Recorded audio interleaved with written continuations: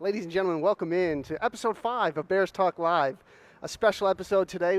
Mother Nature threw some wrenches in our plans, so not even a power outage or a tropical storm can stop us from bringing you Bears Talk Live today.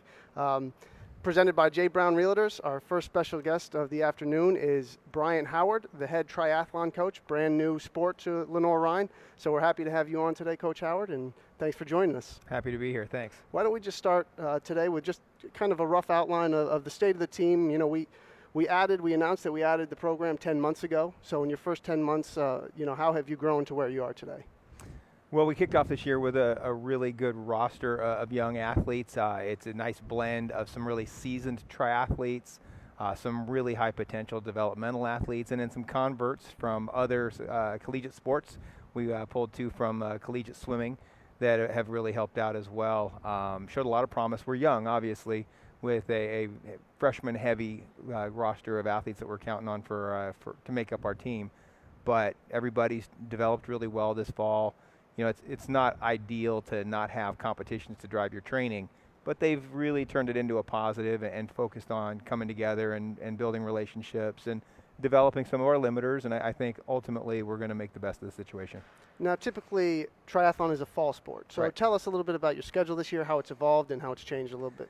Well, originally it was, like you said, a fall sport. We would have had 3 races, a couple of regional qualifying races, and then national championships would have been in Tempe down in Arizona, right around the middle of November. Of course, COVID changed everything, so we kind of put that all on hold. And this year what we're going to be doing is a modified spring schedule. We'll kick off with a race that we'll host right here in Hickory. Then we're going to try to head down to Florida for the Draft Legal Challenge in Claremont, Florida. And then we're hoping to culminate with a race here in North Carolina and invite some of our fellow collegiate teams from the area. And when you host that meet, who are you looking to compete against? Well, right here regionally, we have some fantastic teams right down the road in Queens, and then Belmont Abbey is just a few minutes away from campus here. And then, all told, I think we have 7 programs within a 2.5-hour drive. So we're going to put out some invitations and see who's going to be available. Not everybody is going to be competing this spring, so it's going to be a matter of who has the team ready to race. Sure. Now, just looking at your roster, you have players from all over the world. Yeah. How are you able to kind of recruit, here in the United States, but, get the word out to people all over the place to try and get them to come to Hickory and compete for you? Well, of the 9 gals, I'd say there's 9 different stories there. Yeah. Just good fortune. Some relationships that we were able to leverage and start some conversations. When you're starting a new program, there's no history to lean on. There's no reputation to lean on. So you don't get a lot of inquiries. My previous position, we would get weekly inquiries, people that are interested in being recruited. So that was a different situation. I can think of a couple that we have COVID to thank for, to be honest with you. Okay. One of our freshmen was looking to do a travel year abroad, and COVID threw a wrench in that. So she decided to stay here in the States and go ahead and start college. And she's actually going to be one of our high-impact athletes over the next few years. So we were real fortunate in that situation. A couple others were athletes that were available that probably any team in the country would have been happy to get. But the timing of the recruitment process, maybe there wasn't a spot on another team, and we started a conversation that actually ended up being a really good fit for them. So, every different situation was a little bit different, and we were really fortunate. Now, when you look at this 2020-2021 season, what would your goals be for that first year of competition for the women's squad? Win the national championship. We're very aspirational, to be honest with you. As athletes, we always want to compete at the highest level. One of the things that we all agree on is that we are going to push ourselves to be the best version of team and individuals that we can be. The girls have really embraced that. Since we don't get to compete out there on the course, we're competing in the classroom. So we're pursuing the highest team GPA that we can get. So we go to study table, we support each other. If one's got a heavy load of homework one week, we're trying to rally and see how we can study together and help each other be more successful. They're just a group of girls that really sees the value of teamwork and elevating each other. Yeah, and we talked a little bit before the show started, and I love some of your comments about how you've been able, and even when you talked about getting some of the girls here that you wouldn't have prior, how have you been able to use this time to shut down a little bit the coronavirus shutdown to your advantage? You talked about that a little bit. Well, had we had to go out there and compete against a bunch of seasoned NCAA teams, we would have been a little bit at a disadvantage. With a group of freshmen, being in college, being on campus, juggling, classwork and being away from home, it's a lot of variables there. And so we've really been able to use this fall to develop ourselves as athletes and establish ourselves as students on campus. There were some that came in from different training backgrounds with some limiters we were able to address. We spent a lot of time really focused on our swim because that sets the table in our racing format. So I've seen a lot of gains across the board. And we just culminated our fall training block with an inter-squad race, and we saw some fantastic results out there. Now, the men's team is set to launch in a year, correct? Yes. Talk a little bit about the recruitment and the excitement level you have for starting that second squad. Well, we're excited about the men just because it's a unique opportunity for men in the United States to train in a daily training environment similar to the women, pursue their academic goals, but not have to step away from being triathletes. Oftentimes, we've had athletes that are very aspirational and talented triathletes, but when they reach that transition to college, they have to choose swimming or running, or sometimes nothing at all, and have to train on their own in order to continue to pursue their goals to be the best triathlete they can be. We're going to be able to create an environment where, on a daily basis, they're training with other triathletes who have similar goals, and we can create a parallel to the women's varsity squad, and we're excited about that.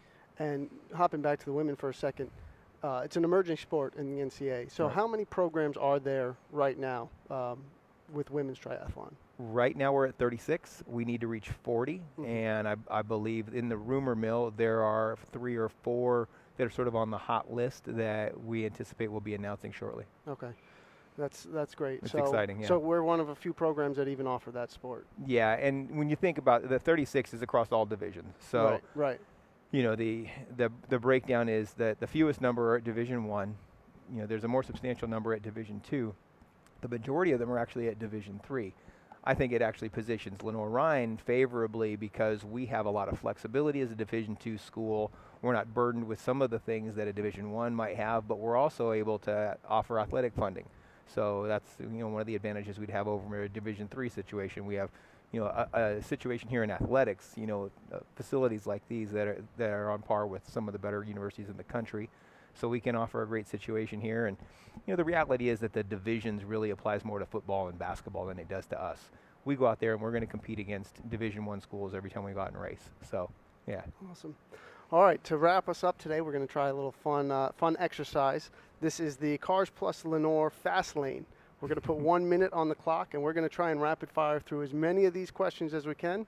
See some of Coach Howard's favorite things. You up for the challenge? We'll give it a shot. All right. All right. We ready? 1 minute on the clock. And all right. What was your dream job as a kid? Coaching. Favorite day of the week? Wednesday. Favorite holiday? Thanksgiving. Favorite ice cream flavor? Mint chocolate chip, no doubt. Favorite food? Pizza. Favorite movie? Shawshank Redemption. Favorite sports team? Mine. Dogs or cats? Dogs. Summer or winter? Summer. Comedy or action movies? Comedy. Favorite season? Summer. Favorite subject in school? Spanish class. I already asked your favorite movie. Oh, I screwed up.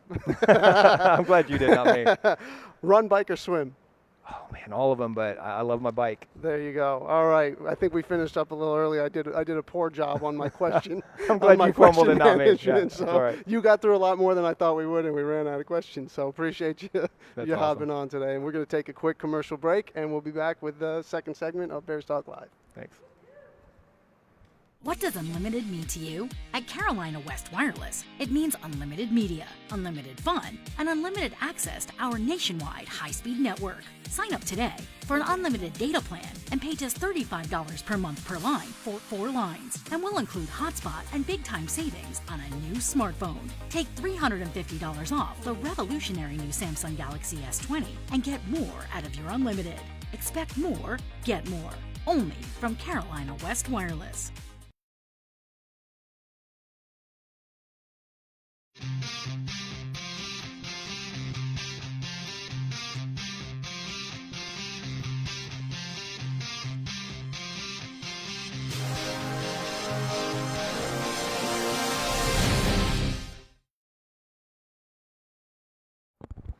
All right, welcome in our second guest of the day, Lenoir-Rhyne senior wide receiver Dareke Young. Dareke, thanks for joining us today. No problem. Thanks for having me. So, big news that came out this fall. You made the Freaks list from Bruce Feldman. Yes, sir. Finished, you were ranked number 29 on that list. Yes, sir. Coach Tanner Hardy and I did some research before the show, and prior to this year, there was only one Division II player to make that list. He's right above us, Kyle Duggar. Yes, sir. So now there's only been 2 Division II players to ever make the Freaks list, and we have both of them right here in Lenoir-Rhyne. So what did that mean for you, and how big of an accomplishment is that? I actually didn't know it was just us 2 from D2 ever to make that list. That's crazy to me. But when I first saw it, I was happy. I couldn't believe it. I wasn't surprised because I feel like I have got a crazy God-given ability, like leaping ability, which is what they labeled me as up there. That was like my strong suit. But it was a blessing. My mom, brothers, they were all happy for me. I couldn't really look at the list. I couldn't see who else was up there, but I'm just happy to be up there. I didn't care where I was ranked. I'm just happy to make the list. Yeah, and we talked a little bit about Kyle being on that list last year, but how did going against him every day in practice for 2-3 years, help you get to where you are right now?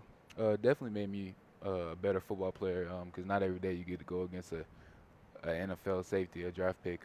So it was really a blessing because we don't like on Saturdays you're not going against a player like him. So if you could beat him on something, you could definitely beat whoever you're going against Saturday under the lights on anything. So he definitely made me better as a player.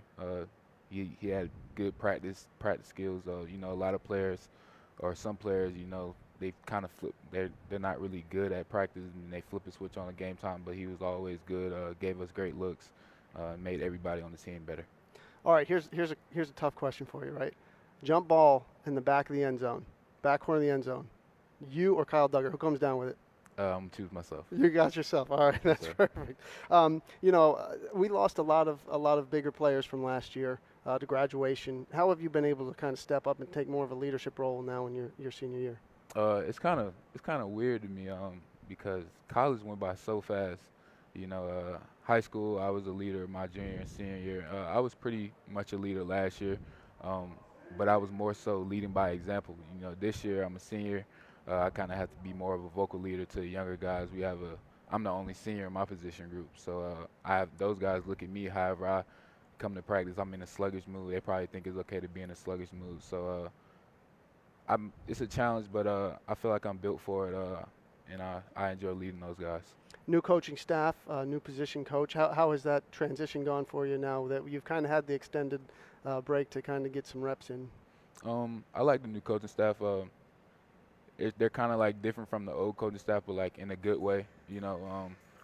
Coach Jacobs, he's a great coach. Coach Fig, who is my receiver coach, he's a great coach. He does a lot of the drills with us, which is like crazy to me. He does them as good as us, sometimes better than us. Right. And he's 30 years old. You would think he have a few more years to play the game.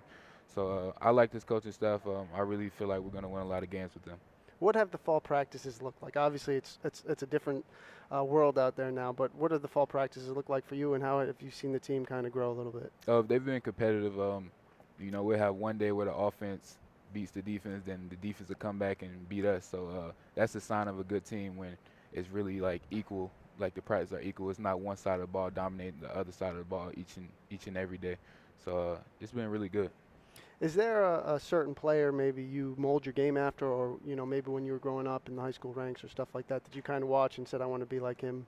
My favorite player right now is Julio Jones. I watch a lot of film on him. I've been watching him since high school. I think he's a great player, and I try to mold my game after him. And, I think in years past you've been a dual threat, right? You've carried the ball, you've been a receiver. Do you have a preference on either one, or? I'd rather be a receiver, but I'm a do-it-all kind of guy. I'm a team player. If coach needs me to run the ball more than catching, and he feel like that's our best way of winning, then I'll do that. But I prefer receiver. And either way, you get in the end zone. You scored 12 touchdowns last year. Yes, sir. what makes you so explosive? Like, how are you able, on limited touches last year, I think it was one every 5-6 touches, you scored a touchdown. What makes you so explosive? Well, first I got to thank the guys who are blocking for me. I think we did a really good job for blocking for one another last year. But I just try to just outrun everybody. I don't really try to make too many moves. I just run to the green. Who are, you've been in this league your whole career. Who are some of your favorite opponents, other than playing between the bricks? What are some of your favorite places to play at the Division II level? Well, my sophomore year, we played against Carson Newman at Carson Newman. That's our biggest rival. And then, of course, Wingate. Whenever we play Wingate, the stadium is packed out on both sides. So definitely Carson Newman and Wingate. Yeah, talk a little bit about that Wingate game last year here. Nationally broadcast, ESPN3 rivalry, both undefeated going into that game. What are some of your favorite memories from that afternoon? And just a well-played game, close game the whole way, and we ended up coming out on top. But what are some of your memories? Just coming out like pregame and just seeing how many people were there already was just like crazy to me. I was a bit nervous going into the game. I'm really never nervous going into a football game, so it kind of felt weird just playing in front of like 10,000 fans. But after the first snap, that all went away, and we just played the game. And we've made the playoffs each of the past 2 years. So do you ever have like a mentality change as a player when you get to the postseason? Do you look at things differently, or do you just try and keep it like a normal game? Just try to keep it like a normal game. Obviously, it's more at risk, but if you lose, you go home. But I just try to keep it as a normal game and just play. And it's nice to have those games here, right? Oh, yeah, we had definitely. A handful of post-season games at home the past couple of years. Going into this year, what are some of your goals personally and maybe some of the team goals for this upcoming year? Goals personally, I just plan on being the best player I could be to help my team win. Obviously, team goal is to win a SAC championship.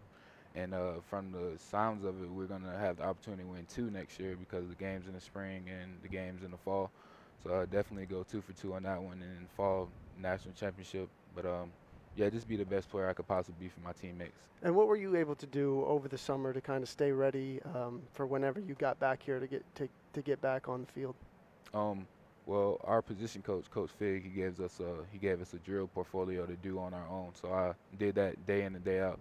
And Austin Cagle, which is one of our quarterbacks, he's 15 minutes up the road from me. So we threw about 3 or 4 times every week going over the plays just to stay ahead of the game. And then luckily we were able to come back for the summer in July and just working hard with Coach Caldwell. Yeah, and talk a little bit about having Grayson at quarterback. You guys have been able to build a good chemistry because you're both 3-year starters going into this year. So talk a little bit about being able to build a rapport with Grayson. Oh yeah, Grayson probably the best quarterback I've ever had. Very smart. He's a tough nail quarterback. He took a lot of hits last year and got right back up. And just as a receiver, you seeing that and him still throwing you good balls, you just take your hat off to a guy like that. I got nothing but respect for Grayson, and I look forward to playing with him this year. All right, you ready to hop in this fast lane, this Cars Plus Lenoir fast lane, and see how many questions we can get through, get answered? Hopefully I do better this time than I did on the last one, but if we run out of questions, then you win no prize at all, but we'll get through it anyways. Okay. All right, here we go. Ready? All right, Xbox or PlayStation? PlayStation. Last movie you watched? Django. Favorite dinner food? Fried chicken. Favorite football team? Falcons. Twitter or Instagram? Twitter. Christmas or Halloween? Christmas. Most used emoji? The laughing emoji with the tears coming out. Morning or evening? Morning. Text or call? Call. Rain or snow? Rain. Dogs or cats? Dogs. Hamburger or hot dog? Hamburger. What kind of animal scares you the most? I would say spiders. Sandals or sneakers? Sneakers. Funniest teammate? Warren Bell. Cardio or weights? Weights. All right, last one I got for you. Running back or receiver? Receiver. There you go. All right, thanks Dareke Young for joining us today on the Bears Talk Live presented by J. Brown Realtors. We'll take a quick break and be back for the last segment of Bears Talk Live with Olivia Nunn from the women's basketball team. Paramount Kia in Hickory. We want to see you driving a new Kia or, hey, a quality pre-owned Kia. We've got a huge selection of new and pre-owned Kias. You got to get to Paramount Kia in Hickory, Highway 70, ParamountKia.com.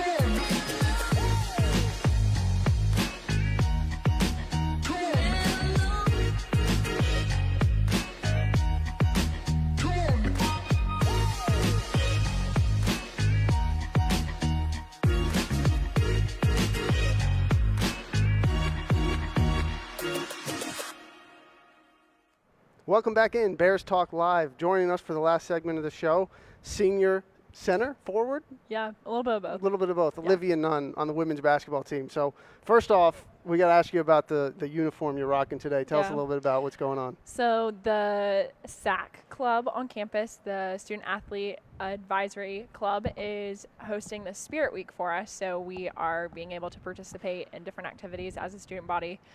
Despite COVID and everything going on, we were supposed to be able to have a football scrimmage this weekend, but it has been shut down to the public because of COVID, but we are still rocking our LR Pride, and I am wearing my favorite jersey for Jersey Day. Dan Luba is number 90 on the football team, and that's just my bias towards my favorite player. There you go. And how did he come up with a throwback? What do we need to know the background of where we're getting this jersey from? I think it was found in a closet in the storage bins at Lenoir-Rhyne. Who knows what else you can find in there, right? Yeah, You got to who be knows? careful. All right. Just a little fun question to get us started, get you loosened up a little bit here. Okay. What is the favorite? Halloween's around the corner. What was your favorite Halloween costume that you had, maybe growing up, or maybe one that's embarrassing to admit? I think the most embarrassing one was I dressed up as a devil and had these. It was cold, and my mom always wanted me to be warm on Halloween, and I also was going to like a friend's house to play as a younger child, so I wore these red and black striped tights with a skirt that came down to like my knees, and then my mom made me wear tennis shoes, and they were purple, and I was very embarrassed. We're going to have to get that picture for senior day or something like that. We'll have to reach out to mom. Yeah. Have you ever actually gone as a nun? Yes, freshman year of college, There you go. actually. There you go. All right. Let's talk a little bit about games are starting. We're excited. Basketball's coming around the corner. Practice has started. We have an initiative for our first home game. It's called Lend a Paw, Stuff the Shoe. You want to talk a little bit about that? Yeah, it's another thing that our SAC is doing, and it's really cool that we're able to do a little fundraiser with it as well. It's $15 a bear, and you can get a bear and have it placed in the seats of this arena, and you will be able to get a picture sent of the view from the bear. And I know a lot of our family members on our team have already purchased them so that they can secure a spot at the game. So it's really cool. So practice is officially underway. How has that been going for you? You got a new coaching staff. How has that transition gone for you? Yeah, so this will be my third coach, and by far, I absolutely love him. He's so great. The whole staff as a whole is absolutely amazing. Practices has been so fun, just being able to get back on the court with my friends and my girls. So. How long have you actually been playing basketball? A long time. I played like rec league and all that stuff. I didn't really get serious about it until middle school, so that's when I started playing AAU. And you're 6. What do we list you at? 6 foot, 6'1"? 6'1", 6'2", yeah. Okay. Have you always been taller than people in your grade, or are you a late bloomer? No, I was always the tallest. In elementary school, I was like even taller than some of my teachers. So. There you go. So of all, you've been around now, this will be year 4 for you. Of all the gyms outside of Shuford, obviously, which is clearly number 1, what are some of the favorite ones that you play in? I hate to say it, and it's really not a popular consensus. Like, some of my teammates don't understand how I like this gym, but I really enjoy playing at Carson Newman. I've had some pretty good games in there, and I like the environment and the echo that it kind of has. So outside the shoe, that is probably what I'd have to say. Outside the shoe, most of course, definitely. clearly. Shoe's number 1 in my heart. How excited are you going to be just to get back on the court, playing a game, and having competition against somebody other than your teammates? Yeah, it's been a long time coming because of like my shoulder injury last year, but it's been absolutely like riveting just to have little taste of it in practice, and just very inkling like towards game day, like the countdown every day before practice is just getting us all excited to compete. And you only got to play a handful of games last year, right? How was that rehab process, and how difficult is it to be on the sidelines watching the game as opposed to being able to get out there and help the team? Right. My role definitely transitioned from being able to contribute like actually to my team to being there to support them and love them and just cheer them on. And I had a blast with it, but I'm definitely excited just to get back in the action and be physical in the post and just have some hands-on activity. And how was the rehab process? How long did it take you to get back to normal?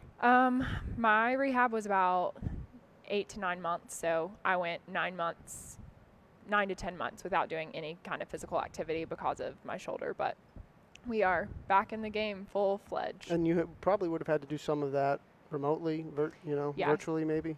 Yeah, so I actually was considered, like I had to come into rehab, so it wasn't virtual rehab, which was nice. So got my rehab in, and I'm back in the athletic training room getting taken care of by the facilities here. So. By the best for sure, hands training down. staff in the nation. Most definitely. Okay, of course. Talk about a little bit of your past. Who have you played against, maybe the best player that you've ever played against or that you've seen play in person? So my junior year of high school, I transferred to a sports academy kind of in a sense. So we did online classes and then had a lot of time dedicated to practice and basketball. And we traveled up and down the East Coast. And I got to play alongside girls that were being recruited to go play at Syracuse and NC State and West Virginia and Chapel Hill. So being able to be a part of that competition and like play against them every day in practice was so great. And then when I was back at my public school, we played in the States. We got a wild card. And I played against Janelle Bailey, and she is a phenomenal player at UNC, and I enjoy getting to watch her, even to this day, be a beast on the court. So it was fun being able to play against her in high school for sure. And I know we talked about, the new coaching staff a little bit, but Coach Graham Smith and his whole staff, how has that kind of evolved as time has worn on? He kind of came in the middle of shutdown, so it was probably a tough way to get to know him Right. without being able to see him personally. But how were you able to kind of Zoom and meet him and have the team kind of bond together? Yeah, so we did a bunch of Zoom calls, just getting to know each other, random questions, asking how he kind of runs his program, and just getting to know him as a coach. And then once we got to school came the personal parts and the deeper conversations. And I know all of us go by the office every single day just to hang out and have a good time and distract him from all of his work that he probably has to do. So Now there is a video out there floating out there of Coach Smith doing a sprint with the team. Mm-hmm. Have you seen it? Do you know about it? Yep. Why don't you give us a little play-by-play of what happened to Coach Smith in the sprint session? So from the story I was told is that we were upstairs doing conditioning, and he decided to jump in on the last rep and be competitive because he, of course, is very competitive and competitive in nature. So he jumps in, and on the very last sprint back, he just falls over a line that was on the floor. And the lines are flat. They're just painted on the ground. So he just face planted. And it was a good time, and he lost. So See, that makes me feel good because I would do that if I was out there, and now I can see the basketball coach did it, so I have no desire on running in front of people. So. yeah, All right, are you ready for your fast lane questions here? I guess I And have we, to be. we have an inside source that knows Olivia very well, so I may have some extra ones that are very personal to you. I'm scared. Okay. All right, here we go. 1 minute, although the timer doesn't matter because we've gotten through all these before the thing ends anyway. So, answer B's. Ants. Ocean or mountains? Mountains. Cardigan or sweater? Oh.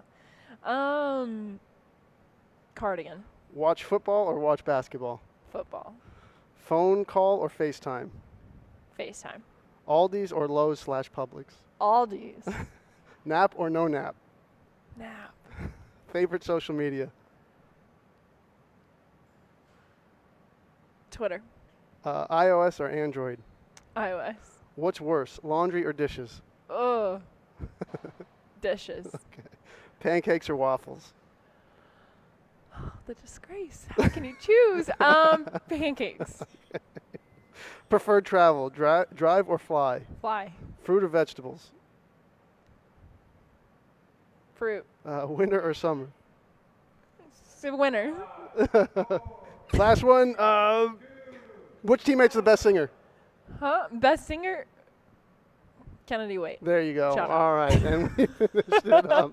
All right. We actually got through a minute, so congratulations. You don't win anything, but we appreciate having you on. All right, just a quick wrap up here on episode 5 of Bears Talk Live, right here in our lovely Neil McGeachy Center, the weight room, world-class weight room. So we appreciate you joining us today, and sorry we couldn't be at Blowing Rock Draft House today, but they will be back on their normal hours starting on Tuesday through Sunday of next week, so make sure you check them out. As we talked about today, you can donate a stuffed teddy bear at lrbears.com/lendapaw. LENDAPAW, lrbears.com, lend a paw. Get yourself a bear. And last one is our auction items are online, so go to lrbears.com/auction. Bidding doesn't start until November 2nd, but you can hop on today and check out all the items on there. So for everybody here, Philip Lescavar doing all our great production out of Calayande. Leah Clayton in charge of our marketing. We say thank you for joining us and have a great day.